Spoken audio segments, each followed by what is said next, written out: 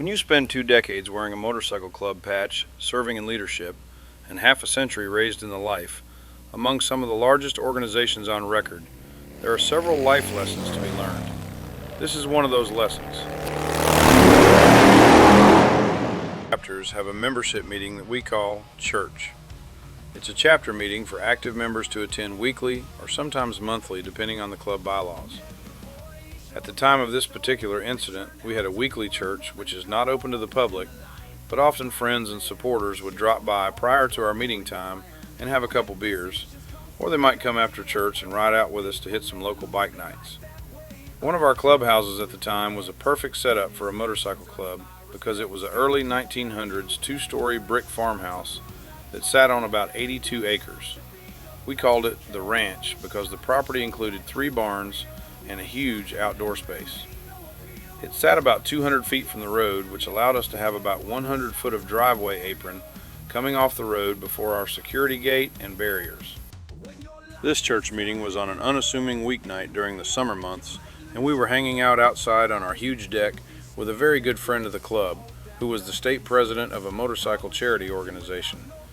He happens to be like a brother to me, but he was not in our club. This was going to be a light church night because not everyone in the chapter was going to attend. Per our bylaws, you're allowed to miss a church or two a year, and it seemed that over half of the chapter members had called off. It was about 15 minutes before our start time for our church meeting, and I received a phone call from a chapter brother who was getting gas in his bike on the way to church.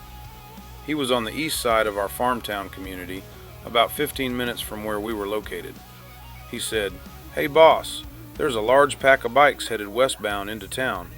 They were too far away to make out the patch, and it appeared that there were a few different patches in the pack. I asked, "How large is the large pack?" And he said, "I'd guess about 30 bikes." I said, "Well, shit, that is a large pack for a Tuesday evening."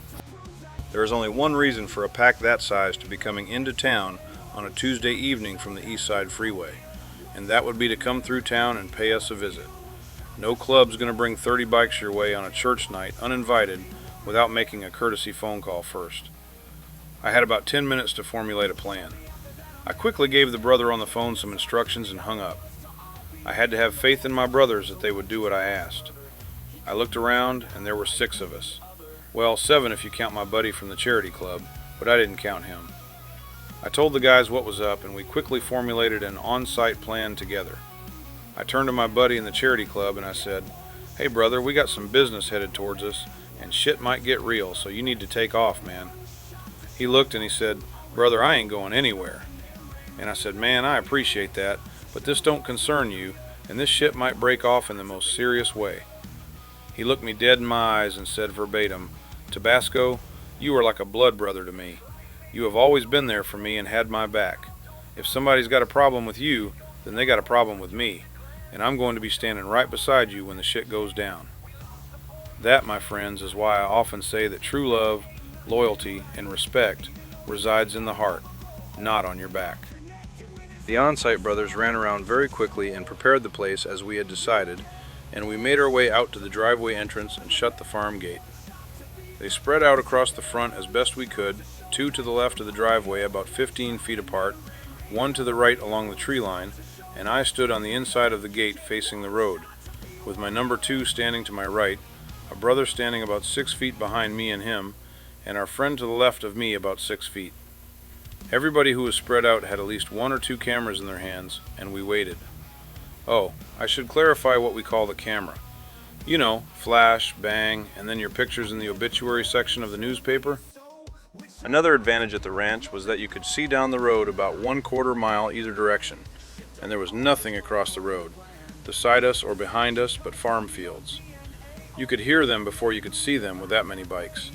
It sounded like thunder of an ominous storm coming down the road straight at you. They were as surprised as they thought we would be when they saw us waiting for them. At the front of the pack was their number 2 guy in the area, who also happened to be my former club brother and a very good friend to me. But in that moment, at that time, everyone knows, or should know, we wear different patches, and he was obviously sent there for a reason. So business is business. The thing is, the way they pulled in off the road, they couldn't all get onto the driveway apron. so some are kind of stuck halfway out on the road, and the front of the pack were stopped at the closed gate. As we stood there and just stared at them, they were pinched in and bottlenecked without any way to advance forward. We kind of had them corralled, you might say. Lesson 1. Never allow your pack to enter a situation where you are stuck, without any way to turn around or exit, and then be outflanked. I said good evening, his road name, that I gave him when he originally started in the club life and was a prospect in the same club at the time. To what do I owe the honor of your presence, uninvited and unannounced on a church night? He said abruptly with command and authority, "We need to talk." I said, "So talk." I can see the guys in the pack behind him looking around like, what the fuck is going on? They had nervous glances all around. My guys were all just dead stared at the whole pack and monitoring everybody. "Are you going to let us in?" he asked. I looked at him in the eyes and said, "We have church tonight. If you want to meet with us, make an appointment." I can see one of his enforcers to his left kind of give an eye of disgust and aggravation and roll his eyes. For the record, I'd have taken his picture first because I never liked that punk. Now you gotta remember there's 30 Harleys still idling and it's noisy. So my friend the leader stands up straddling his bike and pushes it forward to the gate, leans over his handlebars, and I leaned over the fence, and he said with a kind of a pleading friendship tone, "Come on, Tabasco, let us in. They just want us to talk." I leaned over the fence towards his ear and I said, "You fucking know me better than to pull this shit, bud." He said, "Tabasco, I didn't even know about this until 30 minutes ago when they come rolling into town. I got the phone call to meet up with them." I said, "Do you trust these motherfuckers behind you? Because I don't even know half of them, and I know you don't either. And you've got to be willing to trust them with our lives." You see, in that entire pack there were only 2 diamonds, 4 affiliates, and the rest were just a mix of support clubs. He said, "Tabasco, I don't need to trust them. I trust you, and you can trust me." I wasn't expecting that response, so I looked at my number 2, and I looked back at the leader and said, "Okay," his road name, "I'll let you in. But know this, if shit goes sideways, I'm shooting you first. Get it?" He responded with a nod, and then to lighten it up a bit, I said, "I'll probably shoot you in the leg because I like you." I looked to my right to my number 2, who also was very good friends with the leader in question, and I said, "Let him in." He looked at me like I was crazy. He said, "What? Are you sure?" I repeated, "Let him in." Here is lesson number 2. Looking back, I would suggest that you never give up the high ground in a confrontational situation. So they all rode in and dismounted. We opened up the canteen and they donated some money. We exchanged some small talk, and then their enforcer asked if we could all go inside and have a quick conversation. With the exception of our buddy from the charity club, we all piled into the main room of the clubhouse.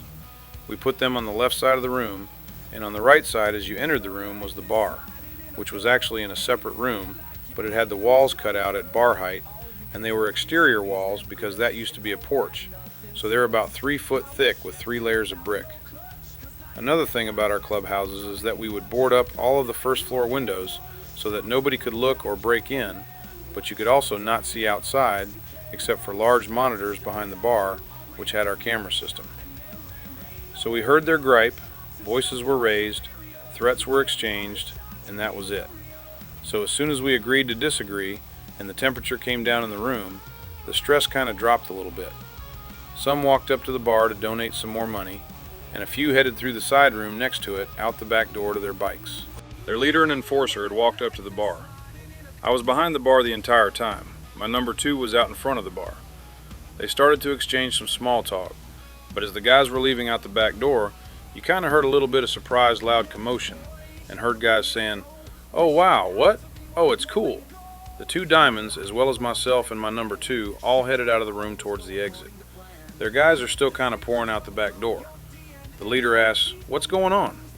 Well, to their surprise, there were about 11 of our patch members in strategic positions scattered across the rear of the clubhouse at about 50 yards, all with high-capacity cameras pointed towards the only unlocked exit door in the clubhouse. You see, in that small 10-minute window prior to their arrival, I had told the patch brother on the phone to gather as many brothers as you can and bring the armory. Set up on the back door. Do not bring bikes, come in quiet. If need be, set up at the road and walk in, but I don't want to hear anyone outside from the inside. If you hear any cameras go off, breach it. If not, when the door opens, make sure all cameras are ready to take a picture of the back door. On the inside, we had turned off the camera system and monitor so that they would not see anyone outside. From their position inside the clubhouse, they saw me standing behind the bar, another brother to the right section of the bar, and number 2 out front.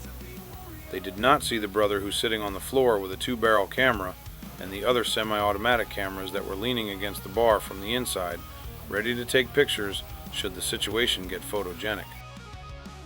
The leader looked at me with his blank expression like he was bewildered, and the look on the enforcer's face, well, I thought he might puke.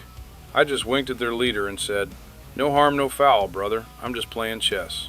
Your 30 might have taken us inside, but they'd have never made it out that back door." So I guess lesson number 3 is always, and I mean always, be aware of your surroundings. Never allow yourself to be put into a blind spot.